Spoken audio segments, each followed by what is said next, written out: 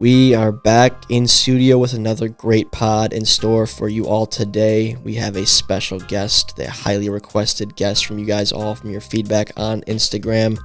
Had a little interview with him. Yep. Drama level, not quite where it was, but no, not quite. But we needed to settle down a little bit. There were some shots fired. I may have thrown a stray unintentionally, but also very intentionally. Somehow there were still a few strays thrown out in this video. Although we did not intend that way. We didn't intend it that way, but I had an opportunity to throw a stray, and I capitalized on it. But Jack, we got a little bit of a new audience now. Probably a lot of new listeners that weren't listening last calendar year. Yep. If they're into the drama, I got to give them something. That's right. I got to give them their fix a little bit. That's fair. So give the people what they want. Once that interview concluded, Jack and I both gave our whiffs of the week, and then we did preview the Super Bowl a little bit to wrap things up, as well as giving you guys an announcement on the next MLW video. So that's the pod. It's a great pod. Enjoy it. And this is the Pipe It Up podcast. Cue the intro.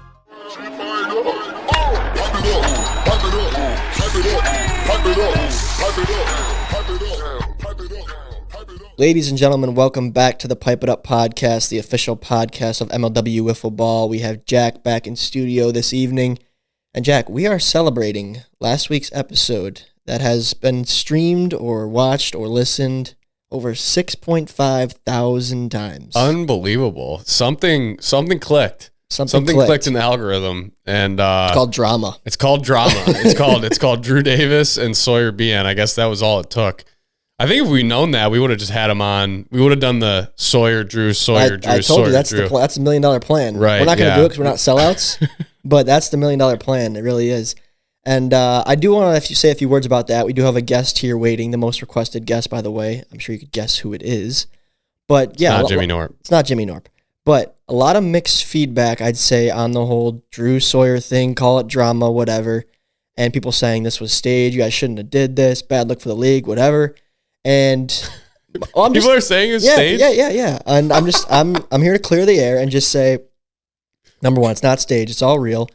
And number two, I think these are the things that you guys love about MLW. We are a bunch of goofballs, a bunch of friends out here playing a backyard game. Yeah. And what happens in the backyard game? People fight sometimes. People get in arguments and disagreements. And guess what? You move on, you laugh it off. And guess what both of those guys said at the end of the interviews? Sawyer said, I got nothing against Drew. Yeah. And Drew said, I got nothing against Sawyer. Mm-hmm. You know what I mean? It's not personal. It's not that serious. But those two guys, if you guys have seen on the field the last couple of years, you saw Sawyer go at Russell and you've seen Drew get in guys' heads. That's just how they are. Yeah, I think that's part of the purpose of this podcast is to give you guys even more of an insight as to who these characters in the league are, right? Like you guys get a little bit of it from the videos in terms of how different people act, and Drew's been around for a lot longer. So, you know, those of you who have been watching our videos for a while probably have a good idea of Drew's personality. And maybe some of that didn't surprise you at all. But that's really what we're trying to do ultimately is, you know, give you listeners like more insight and get to know the players a little bit more. I think it's actually really funny that people thought that was staged, because if you know Sawyer and you know Drew, you would know how genuine both of those conversations were. I replied to a lot of the comments and I said, here's what happened. Sawyer said he wanted to come on the podcast. Jack and I prepared an interview and Sawyer pretty much just went. We didn't really interview him. We went just like this with the interview. Yeah. Those were our notes before that. He just talked. And, you know, could I have cut it all out of the episode? Yeah, but I like to give the players a voice, like you said. Yep. And yes, we have younger viewers, and maybe it's not the best way to talk about someone when they're not present in the room or talk negatively about someone at all. But, you know, learn from that. Learn from that if you weren't a fan of it. Talk about it as a family, whatever it may be. That's right. And everyone deserves a voice, like we said. So Sawyer had some thoughts and opinions you wanted to share. Well, this is the place to do it. That's right. Absolutely. No better floor. No better floor. And while it would have been nice to have Sawyer on again to continue that back and forth drama, have another 10,000 view podcast, we wanted to reel it back in today. And I did that with a guy who I know to be a pretty level-headed player in this league. Now he's a player, no longer a manager. That's Brendan Szerlag, and thanks for joining us, buddy. Thank you. Thank you for having me. Did you tune into the drama the last few weeks? I haven't tuned in. Obviously, it all started with the Instagram post. Like you said, a lot of people think it's staged. A lot of people thought this was a staged trade. People were saying it's unfair for the league, unfair for the Cobras. Obviously, I mean, a lot of people think that Sawyer is the better player. I mean, he had a great couple seasons so far. Last year, I didn't have the greatest year, but I'm ready to come back. But I mean, the drama's crazy. Well, it's funny because, yeah, all of a sudden we have this Sawyer versus Drew drama here in the Wiffle Ball podcast sphere, this niche community. And you're kind of been the forgotten man these last 2 weeks because you were the one who got traded, not Drew. Mm-hmm. So Yeah. I'm glad the fans wanted to have you on. Glad you're available tonight. And yeah, just what's the vibe like and the energy like for yourself and all this? Because you were the one involved. You're stepping down, taking on a new role. Were you surprised to see the feedback and the way the fans responded to everything? I was definitely a little surprised. Part of me kind of expected it. But I just can't wait. This is such a new opportunity for me. I love my time on the Gators. Obviously, we won a World Series. Loved playing with Georgie. Loved playing with Chris, Chadwick. I mean, that was a great time. We had a great run. But I don't know. I think it was time for me to get a new atmosphere. Even towards the last couple of seasons, it wasn't just I was the main manager, which I kind of made obvious. It was kind of like we were kind of a team managing, and it was kind of just whatever we thought was best we would do, and that's how we'd work. And part of it worked, part of it didn't. So I was open to a new opportunity, and that's what I've been brought. Yeah, I think that makes sense. From a person inside the league, kind of seeing how the management, how the Gators organization was managed. It makes sense what you're saying, but I'm kind of curious as to know when exactly, stepping down from a manager role, even though you weren't obviously maybe doing it all by yourself, but stepping down from a manager role, moving to a new team, being really just a player. When did that first kind of creep into your head? I always honestly kind of creeping around after the World Series. Well, obviously after the World Series, that thought was never even close to being in my head because I was like, well, maybe we have a chance going back to back. Mm-hmm. And then the next 2022 season didn't do very well. And then we got Chadwick, so I was like, oh, I mean, this could be a change. I wanted it, Georgie wanted it, Chris wanted it. I mean, those three are like basically brothers, so I thought it was going to bring great chemistry, and I think it did. Obviously, results didn't show the greatest things, but I mean, after that, I was like, I didn't even know if I really was going to play anymore. Which, many of you wouldn't know. I thought I was going to maybe take a step back, but then I got offered an opportunity. Drew texted me, Kyle texted me, and they're like, "Hey, we have a new opportunity for you. You stepping away from the Gators and are obviously on a new team." And then that sounded good with me. And how did your teammates take that, Georgie, Chadwick, Cheatham? Were they okay with this move for you? Were they supportive? Yeah, we kind of talked about it along the way. I kind of said, I mean, guys, it's nothing personal, obviously. Love playing with them. But I was like, I don't know, the Gators, this band might be breaking up a little bit. I might be onto something new, but obviously, like I said, nothing personal, just wanted to try something else out. So not trying to stir up any more drama here, but you obviously, you played with Georgie, Cheatham, Chadwick. You know those guys. You know Sawyer a little bit, obviously. Chemistry, as we've talked about on this podcast, is huge. I think that it was clear from Drew. I think it's clear from you, the fact, that you made this trade, that you think the chemistry on the Cobras will be good. My question is, knowing those guys on the Gators and knowing Sawyer, do you think that they will have chemistry kind of right away? Or do you think that might be something like they may have overlooked in the trade? Well, I'm not going to say they're going to have bad chemistry. I talked to Sawyer a little bit, and then I also heard from his episode that Chris reached out to him right away and said they're going to have practices right away. So that's obviously a good sign for the Gators and just adding a new player with Sawyer. I do think it's going to be a little hard. I think Chris, Chadwick, and Georgie, obviously those three are always going to get along and have great chem, but adding in a piece, I never felt like an outlaw, like an outcast on the team because I kind of assembled it. But I mean, you could always tell those three, they grew up together. You knew they had each other's back from the get-go. But overall, I think they'll be okay. And what about you on the Cobras? How do you think this group will mesh? You mentioned Drew texted you, and Drew vocalized that he had always wanted you. I didn't know that. I knew you were buddies with Sean. But what's your guys' vibe like, and how do you and Drew go back friendship-wise, and why does this feel like a good fit for you moving forward? Yeah, a lot of people don't know this, but Drew and my older brother played baseball together for a couple of years. So when I first got invited to MLW, it was actually kind of Drew's idea because he wanted my brother to play because my brother was a pretty good baseball player. And he was like, he didn't want to play. So then he offered me, he was asking if I want to play. And then I eventually got into AAA and so on, whatever. that doesn't really matter. But I've always wanted to play with Drew. Obviously, you said me and Sean are good friends. We've known each other for a long time, but me, Drew, and Sean, we've golfed together before. We hang out together. I think this is going to be great team chemistry. And we have Barron, who's showed he can be one of the best pitchers in the league. And then we obviously have the number 2 pick. Sidebar, who's the best golfer out of those three? I'm curious. Me, undisputed. Undisputed. Undisputed. How is Drew? He's so noodly on the wiffle ball field. I'm struggling to picture what his golf swing would look like.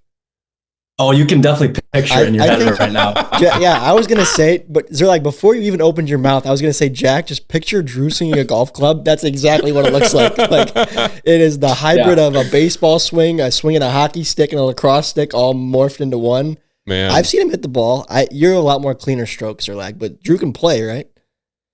Yeah, he can play. I mean, he still kind of has the beginner playing where he can drop the ball if he wants to. But remind me to send you a clip. I have a video of him hitting off of the cart path. Oh, please. I think that says enough. Please provide that to the Pipe It Up viewers. Yes. I would really appreciate that. Much needed. If Drew will give permission, we'd love to have that clip broadcasted to the world. No. Seems only fair. Help me, please.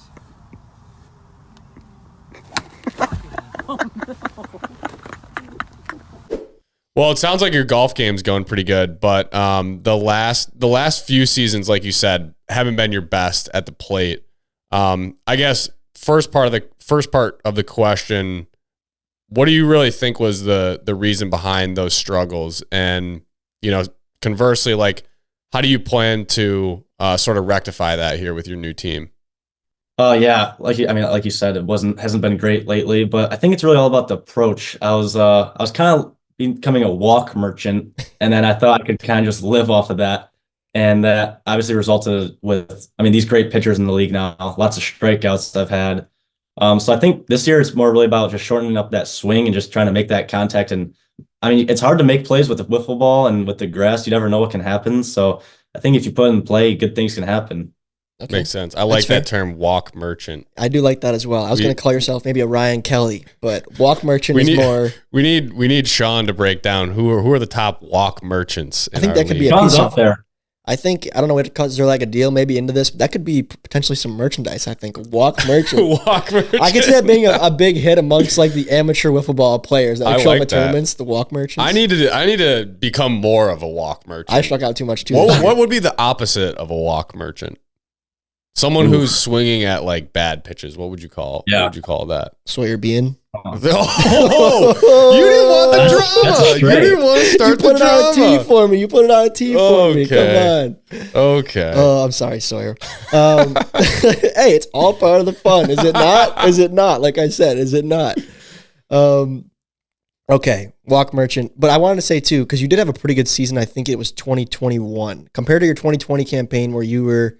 People will say you got carried. You still won. You drafted well. You did your job. 2021, you started to come into your own a little bit at the plate from the left side there. Is there anything in particular you remember about that season, approach-wise, that maybe would have led to that success, or you think it was just right time, right place? I know a lot can change quickly with your body, especially in your athletic ability as you get older, as I've experienced. So, a lot definitely changed, and I think there's more change where it came from. People might not know, but that was my last time I hit in high school. I became a PO after 2021. My senior year of high school, I was just a pitcher only. So that could have had a little bit of effect. I wasn't taking batting practice anymore. I wasn't hitting on the tee. So I think one thing this offseason and this season is more practice. I've talked to Drew, talked to Sean, talked to Barron. We want to have team practices a couple of times, just like whether it's BP, throwing. But I definitely need to start swinging the bat more and not just the golf club. But hopefully that can help. And then, like I said, the approach is obviously the main thing, because just getting on base, Sean's going to get on base. He draws a lot of walks, and just creating havoc on the base paths really is how you score runs and how you win games. So you do have pitching experience with a baseball background. I feel like most pitchers, most baseball pitchers that we bring into this league can typically figure out the wiffle ball pitching. Some can't, but I feel like the vast majority of them do. I don't believe you've pitched a ton in your career. Drew kind of made like a joke about it in the award show that, you might be pitching for the Cobras. Is that legit? Like, is that a goal at all for you to be, a piece in their bullpen this year, or was that really just jokes? No, that's not jokes. That's actually something I've been working on. I've been throwing the ball a little bit around. I had some arm issues, so obviously you said I haven't pitched much, but I think the only time I really pitched was 2019 was my first season. And obviously, if you look at the stats, they weren't that good. But Drew is helping me develop more pitches. Drew knows the pitches. The thing is with him, he has no command. And that's not a stray bullet. That's just me talking about my teammate. Yeah. He has no command, but he knows how to throw the pitches. He said he could help me figure out more pitches because, like we've said, there's really no lefty pitcher. I know Jonah's thrown a couple innings before, but there's not a lefty pitcher in this league. And Drew thinks if I could find command, find different pitches, that it could be a real threat in this league. I mean, I'd have to agree. I think we've seen it with other guys, before in the league, but we saw it with RJ. I mean, he's obviously right-handed, but he's unlike any other pitcher in the league just because of how tall he is and kind of like his delivery. And yeah, I mean, if we've seen people struggle with Jonah too. So I think for sure, if you're able to kind of dial it in here and round out your arsenal, definitely would be, a valuable ad for the Cobras there. Yeah, really the hardest thing that I realized was the transition from a baseball to a wiffle ball. For me, it's not being able to throw the ball as hard as I can, like it's staying under the speed limit while getting that movement. I don't think people realize how hard that is because in like the tournaments, like the wiffle and the mitten, people see me pitch. I'm actually decent in those fast pitch tournaments where I can just throw it as hard as I want. Mm-hmm. But obviously, in our league, you can't do that, and it makes a very big difference. See, I feel like I know how to like grip the ball and throw the pitches. Mm-hmm. I have the exact opposite problem though. Is I can't I can't even get it anywhere close to like the speed limit. Like I feel like if I throw it that hard, my shoulder is I'm gonna throw my shoulder out. Yeah, I kind of have that issue too. I don't want to get too much on a personal note here, but it amazes me like how slow I throw the ball when throwing as hard as I can. Yeah, like he's saying he can't Keep it slow under. it down. A lot of guys can't. And I'm saying if I hit 70, like I could, my shoulder's done. I must have very bad throwing mechanics, especially now. It's probably gotten worse since baseball, but I'm not a big guy. You wouldn't expect me to throw hard. I think in my baseball days I was topping out like 78, 79 fastball. But once again, I'm 5'7". I'm not a big dude, and I'm stronger now than I was then too. But yeah, wiffle ball, like I feel like I'm absolutely letting it eat, and I'm only hitting like low 80s, like my max. And then Jordan, like that's him giving nothing, like him just lobbing. It's like 84. I'm like, how is that possible? That's crazy. But I know I have a couple problems because I tried to address them heading into my senior year of baseball, and then after like 2 practices of trying that, my coach and I kind of looked at each other and was like, this probably isn't worth it, Not worth it, yeah. Just because I wasn't going to pitch at the next level. And I was very, very successful as a junior just doing what I was doing, which was throwing meatballs but knowing how to locate. So, but I do, for some baseball terms, Jack, I'll use this water bottle as an example. When I grip the ball, audio listeners, I'll try to describe this the best I can, but I tend to use, like, I have a lot of friction on my non-throwing fingers. Like, it's very deep in my grip. Okay. So I'm getting a lot of friction right here on the ball, which is slowing it down into the hand. I tried to learn to grip the baseball like this. So I had no additional friction when releasing the ball. Could not throw a strike to save my life after like 4 hours of practicing it. Okay. So we just bagged it. But I think it would have helped me velocity-wise. And it could apply to wiffle ball too. That might, yeah. I'll have to try that. Maybe I'll work on my pitching skills. Who knows? I will Add say, some depth to the bullpen. Zerlag, if you want to pitch and become a pitcher, my number one piece of advice to you is you got to somehow, some way find a throwing buddy, because there is nothing more miserable in this world than practicing wiffle ball pitching by yourself. Coming firsthand. It is the worst because you got to go get the balls. Like in baseball, you could probably find a cement wall to throw against, or there's like pitchbacks. Like there's things you can use, but wiffle ball, you kind of want to use the same ball over and over again, right? And yeah, you got to self-retrieve. And it's just a pain in the butt. You got to go back and forth, back and forth. I've done it before. It's not fun. It's not fun. that is true, because you don't want to really practice with like 30 a bucket different of balls. Yeah, it's not. I mean, it's effective for certain things like getting your body back into shape and whatnot, but to really practice your locating, you need to use one ball. Yeah. So you need a retriever somehow. So that's my advice to you. Or just get a dog. You could get a Put a dog to get it for you. Could get a good boy to do it for you. That's probably the best thing you could do. And he'll even scuff up the ball more for you. A little teeth mark here and there. There you go. Natural scuff. Szerlag, sorry for that. I wanted to ask you also because the Cobras do have a bit of a, in my opinion, daunting schedule. It's a gauntlet in 2024. I mean, the whole league's a gauntlet. It's a gauntlet. It's a gauntlet, but So you guys have all your AL opponents. Your new opponents are now the Magic, the Preds, and the Cats, of course. And then your crossover games this year are looking like the D-backs and the Mallards. And while those two teams weren't the World Series teams from the NL, they are good squads. So what's it going to take to get this team over the edge, the Cobras, just to make the playoffs? Let's set the bar there, the postseason. Is it doable this year? What's it going to take? I think, obviously, like you said, every team in this league is good. Every team has weapons. Mm-hmm. I don't think there's one team that's honestly clearly better than the rest. I think any team can beat any team at any given moment. So it's 15 game season. I think playoffs, I think you got to win 8 games to make the playoffs. Maybe potentially more, but it's going to take at least 2 series wins, which I think definitely possible. It's just going to be if all the gears are clicking at the right time, if our pitchers can throw strikes, but I think the biggest thing for us is just to be scoring the runs. We got to find a way to get the offense moving and going and, scare the pitcher a little bit, make them not feel like they're at home where they can just get us out any way possible. So I think it's definitely possible, but we're going to have to work very hard, I think. Do you think if the Gators end up having a really, really good season, do you think that you should be manager of the year? Like, let's say the Gators win the World Series. Does that make you manager of the year? I haven't really thought about that. I think I deserve some type of award. Co-manager of the year? If the Gators win the World Series next year, it would be co-manager. It'd be Szerlag, Jorgie, Cheatham, Chadwick. Just give it to them all. Sawyer, yeah. All co-managers. If the Gators win the World Series next year, I think I'll dye my hair that turquoise blue you guys wear. Probably shouldn't have said that, but it's an uphill battle. It is, right? Yeah. A little bit of a rebuilding. But like he said, year. I think anyone can. I do agree with what he said. I think anyone can be anyone. Crazier things have happened. The Magic. The Magic did it last year too, where we kind of went from worst to first. So you did. We had some pieces. They had some pieces. So, but Grant Millers don't grow on trees, Jack, and neither do idiots to trade their number 1 pick away for your number 1 pick. No, they don't. They don't. That's true. So Szerlag, you better hope there's another moron in this draft class that's going to help you out or something, because it ain't going to be me again. I learned my lesson. No, I'm still happy. Yeah. Still happy. I love you, Preston. I'm serious. That's genuine. Okay. Well, hey. I know you're up at school. I appreciate your time today. How's the college life treating you? Thumbs up over there? Thumbs up. Thumbs up. All right. Well, college What's one piece of advice for some young listeners here as they're maybe searching for college, college experiences, anything? Give us one little tidbit. Something you've learned. Time management is the number 1 thing in college. If you can manage your time, you'll be successful. That's so cliche. Give me a different one. Simple. Yeah, it's very simple. You got a tidbit?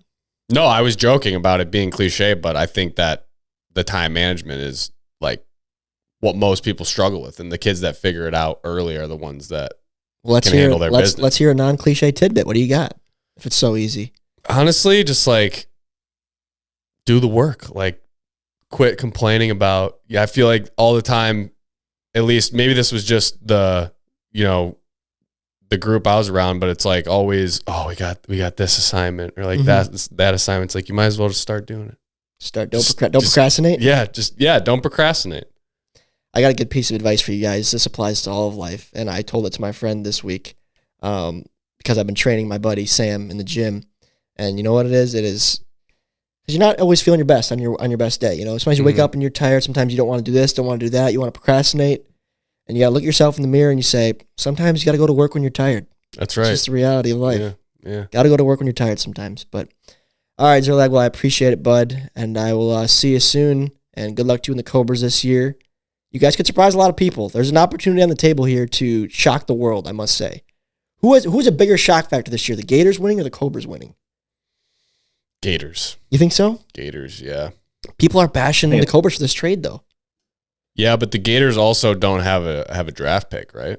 True. So the Cobras, they're in theory going to add some sort of contributing piece, right? It's a good point. At least with our conversation with Drew, it seems like he has his eyes on some options here. So I think it'd definitely be the Gators. All right. Final words, Szerlag? Unless Szerlag leads the Cobras on his back in a Cy Young type season performance, and they get to the World Series that way. All right, Gators win the World Series. My hair goes turquoise. Cobras win the World Series with a Brendan Szerlag Cy Young, red. Yes. Done deal. Consider it done. Final words? I mean, I'm just excited for this year. It's gonna be something different. Give the viewers what they want to see. Have some fun, and let's go Cobras. First time. All right, bud. Appreciate it, and we'll talk to you soon. Thanks, Brendan. Thank you. All right, thank you very much again to Szerlag for joining us this evening for today's pod. Now, Jack, let's get into our whiffs of the week this week. You want to start us off? Sure, I'll start it off. Start it off. So this week, we got paid out. The players of MLW got paid out for their jersey royalties. Mm-hmm. Let's just say it was a little bit less than I thought it was going to be.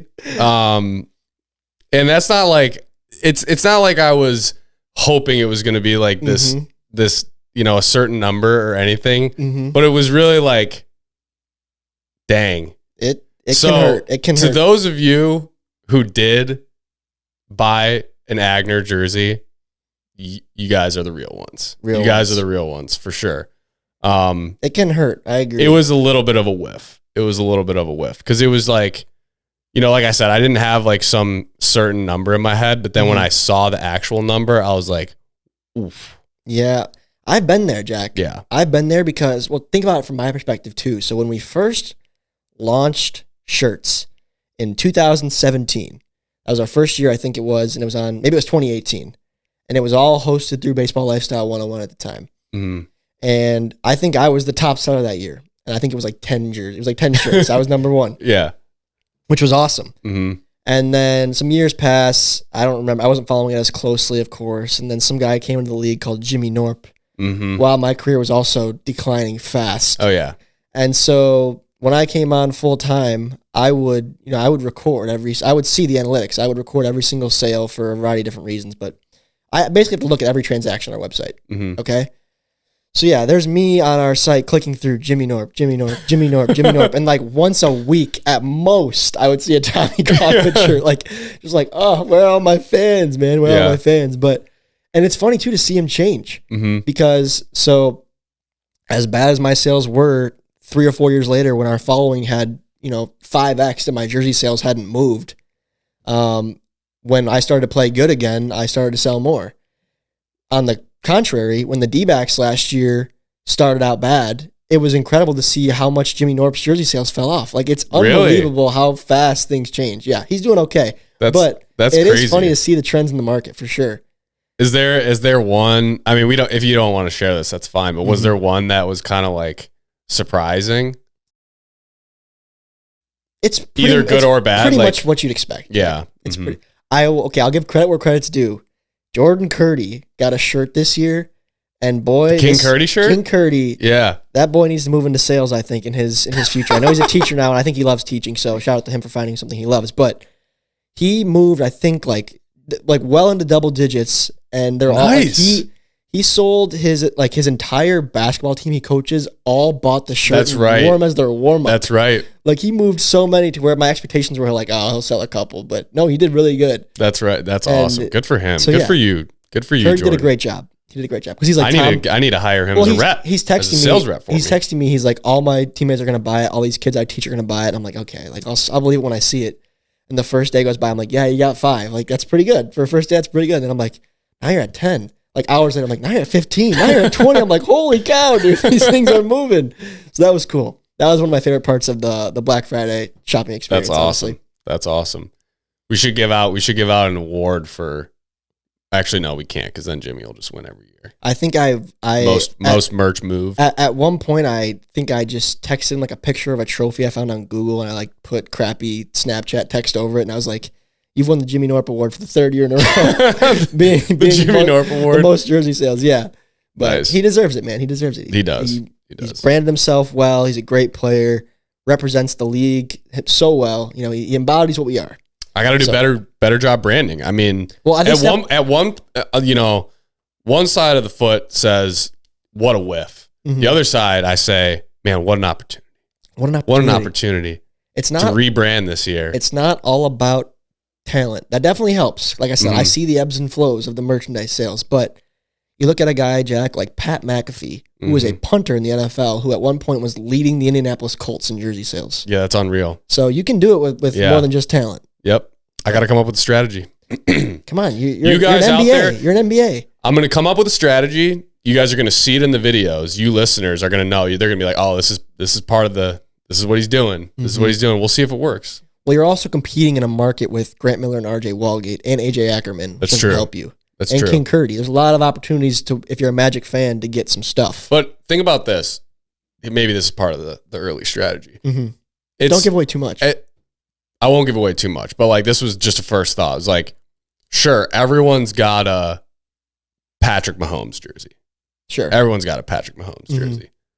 But how many people have like a L'Jarius Sneed jersey or someone else or like a Chris Jones jersey? Yeah, I'm Like, with you on that. It's almost cooler to get the jersey of someone that's like a little bit under the radar because it's like, wow, you're a real, you Yeah, get it. I Like agree. you're a real fan. I You know agree. what I You're mean? talking to a guy who used to wear a Don Kelly jersey to Tigers games back in the day. Exactly. So you I'm, get it. I'm You on get your it. wavelength for Yeah. sure. Yeah. But does the average consumer think that way? I don't know. I mean, do you just want to be like everybody else at the event that has a Jimmy Norp jersey? Or do you want to like stand out with also our jerseys we've been over this. I mean, like take your pick.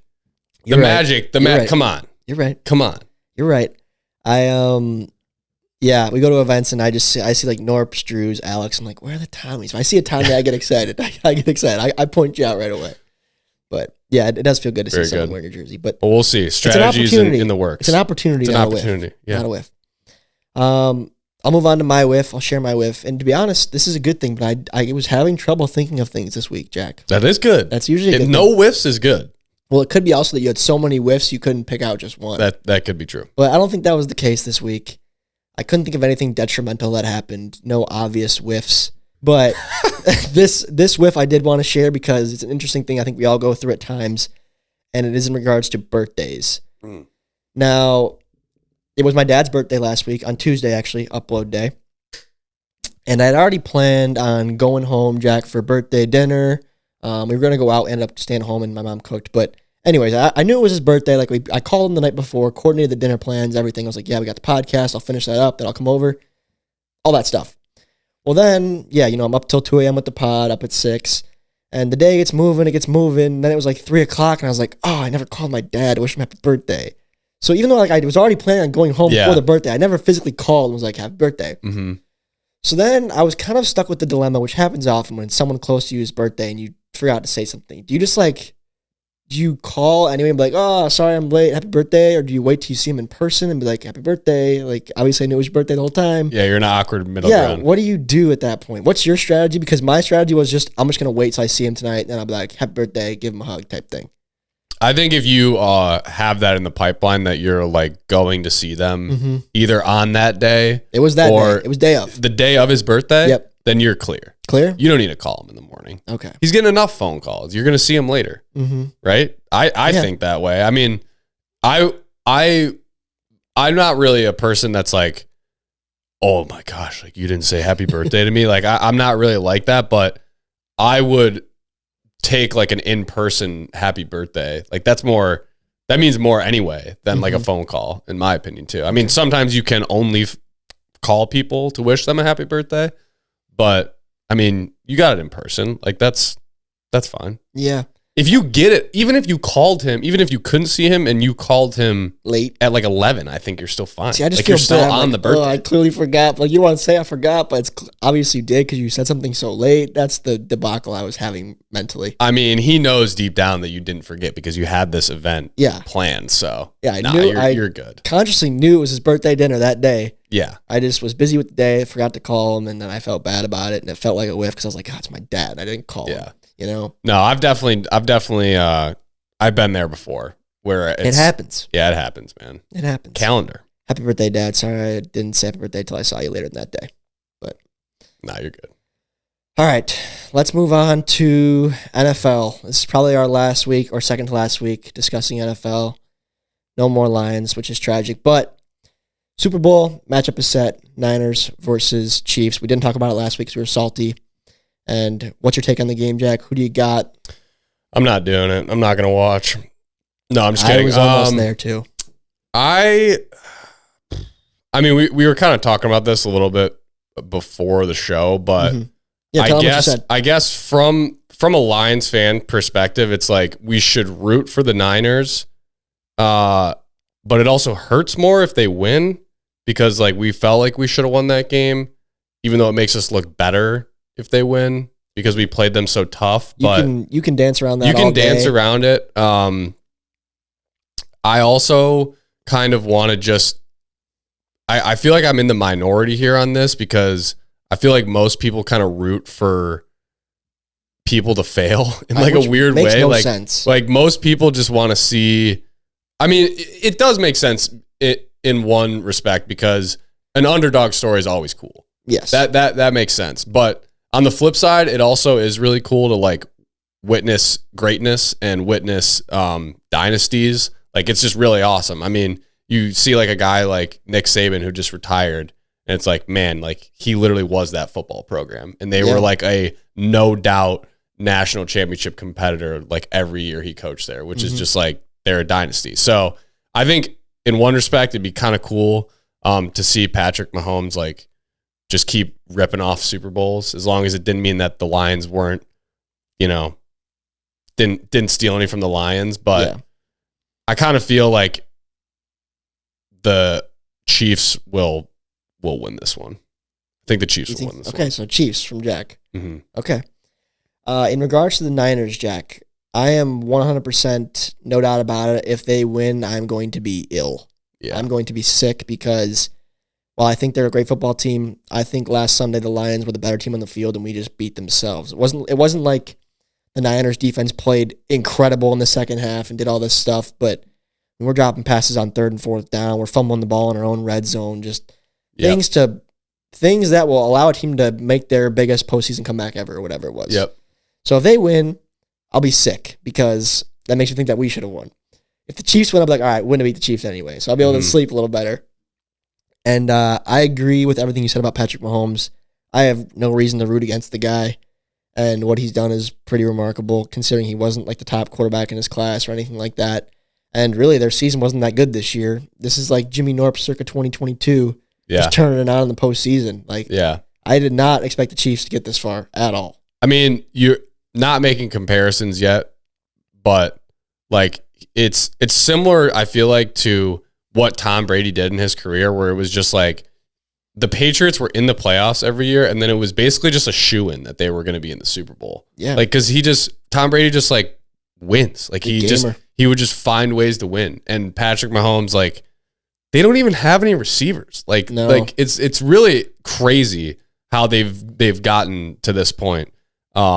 Which I think is just like, that's what's cool is it's kind of reminding you of that a little bit. And obviously he's got a long way to go before he surpasses him. You were saying, Jack, like, don't want to make a comparison or anything, and I think the internet has kind of concluded like this is the time to do it. Like if he wins the Super Bowl, he's pretty much right on pace with Brady in terms of how old he is, how many rings he's won at that point, how many playoff games he's won at that point, touchdowns, interceptions. Like he's on pace, if not better, if he wins on Sunday. Yeah, I mean, if you're like, that's what's so cool. Debating I think he's like 28 or 29, and if he wins, this would be his 3rd Super Bowl. And Brady did he win? Was his 7th with the Bucs, or was it his 6th? I think it was his 6th with the Bucs. Well, either way, it might have been 7. It might have been 7. It was 7. I'm not sure on that, but regardless, he played until he was 45. I'm positive it was 7, or however old he was. Into his 40s to win those Super Bowls. So it would be pretty incredible for Patrick Mahomes to win another one. Also, would be crazy if Brock Purdy won one. Brock Purdy, Jack. Mm-hmm. Yeah, he's an example of just capitalizing on opportunities.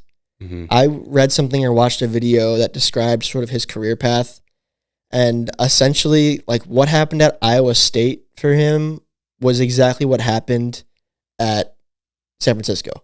Yeah. So I don't think he had too many offers coming out of high school, and then I think when he was a true freshman, the starting quarterback at Iowa State got injured, he took over and never looked back. Mm-hmm. And then in San Francisco, it was Garoppolo and Lance that went down, Mm-hmm. and then he stepped in and never looked back. So Yeah. it's pretty cool. It is cool. This is a guy who had those, not wishing injuries upon anybody, but had those injuries not occurred, he may have never started an NFL game in his life. Yeah. Ever. Yeah. It Talk is about really cool. Making the most of what you're given. Like, I think it's execution, that's my word. Like, that's Yeah. what he did. It's crazy and good for him. But I think it's also like a testament to the sort of like stick-to-itiveness of someone like that. Stick-to-itiveness. I'm pretty sure that's a word. Define it on the screen. Please. But you know, with this transfer portal stuff now, it's kind of just like, you know, I feel like it's sort of leading into like, well, what's in it for me, kind of, for a lot of athletes, where it's like, oh, well, I'm not going to play here like right away. Like, I'm just going to leave. Like, I'm just going to go somewhere else. And that's not always like the most rewarding thing. You know, sometimes like being in that backseat and like learning from someone and practicing more and waiting for that opportunity when it presents itself, so that, you know, you're ready when you get that opportunity. I don't know. I think there's something to that too. But I will say, I feel like the Niners have a lot of like really likable guys on their team, like Purdy, Kittle, like McCaffrey. Like their offense is just like electric. Like Debo, Yeah, I think Debo will he'll probably play. Yeah. Yeah, like they just have weapons. I feel like people just don't like Patrick Mahomes because like he's really good and has like a weird voice. Yeah, I will say I always look forward to the Super Bowl. It's always a good time. My family hosts a party, but this one will be tough to stomach, selfishly speaking. As a Lions fan, I do wish it was us, and that hurts my heart and soul. However, I hope to still have a good time enjoying the game as I always do, and I hope it's a good game. I really don't care who wins. Like I said, I'll be sick if the Niners win, but I just want a good game to watch. Yeah, nothing agreed. worse than the year ending on a bad game. I also don't want any disputes because last year's ending was kind of field. Like, huh? The field.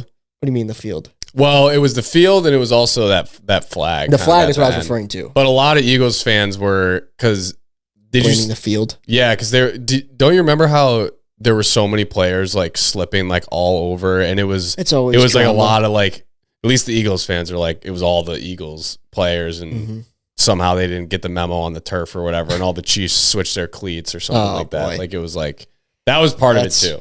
But the flag's what I was referring to. I know, yeah. The flag. I hate the flag when was things the big come thing. down to that. So if we can have another good game like last year was, but eliminate any disputes like that at the end, I'd be content with another exciting season of NFL. Make sure we know who reported. Yes, make sure we know who reported. Despite the bones that Jack and I have picked throughout this last fall and now early winter, I guess I should say, I do enjoy watching NFL football. Probably my favorite sport to follow. And I'm sad it's over. Jack, can you tell everybody what your wife said about this past weekend, please? It's funny. So this weekend, number one, I was kind of like, dang, like no football on. This sucks. And at one point she goes, this has been the most fun weekend like we've had in such a long time. I was like, yeah, because there's no football on. She's like, oh, that's why. Did you feel like a bad husband in that moment? A little bit. It definitely made me think a little bit about where I was spending a lot of my time. I'll say that. It's hard. I'll say that. It's hard to but not. It's hard to not. It's hard not to.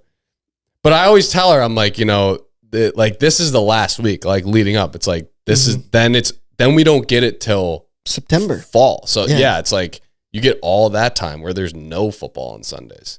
And I'm not really I mean, there's tons of other sports to watch. Really in that window outside of golf, which like I'm not really like glued to the TV by any means, or like really need to watch it. I'll throw it on if we're not doing anything, but I'm not revolving my whole week around the golf tournament like I am for the football. Yeah.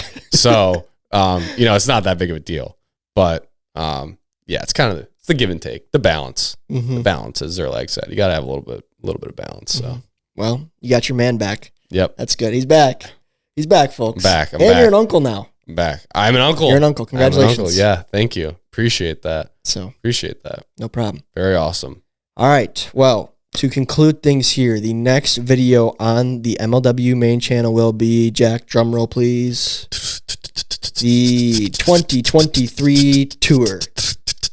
That's it. That's the announcement. Tour video is next, so that includes tournaments. That includes all the out-of-state series we did. That includes the collaboration with Mark Rober and some behind-the-scenes footage from that event. And that includes one more thing, which was, our national tournaments being like Wiffs and NWLA and our experiences there. So it's going to be a video that is segmented into 4 parts, being those 4 things I just described. Similar to last year's style, being it'll be kind of a Kyle talking head confessional, while there's some footage happening as well, some B-roll, but also different that we are categorizing it not 100% chronologically, but more so into event type. Got it. So we just recorded that this past Saturday down here in the studio, and then I think the target upload date is about 2.5 weeks from now. So sit tight. Although Kyle said he got a good start on it already. He hit the ground running. Okay. So maybe you'll get it even as soon as the 16th, I think is the Friday.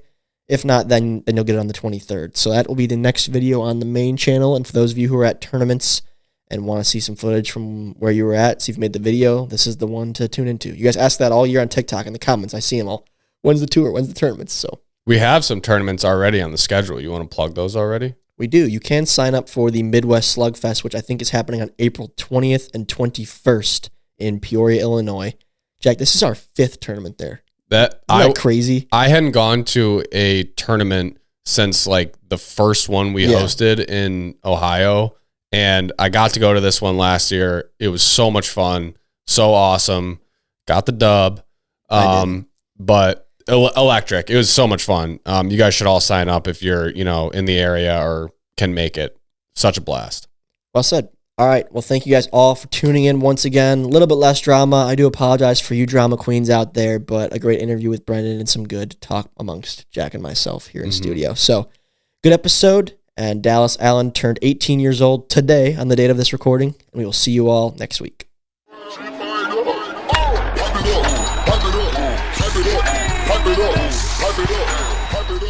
Pipe it up.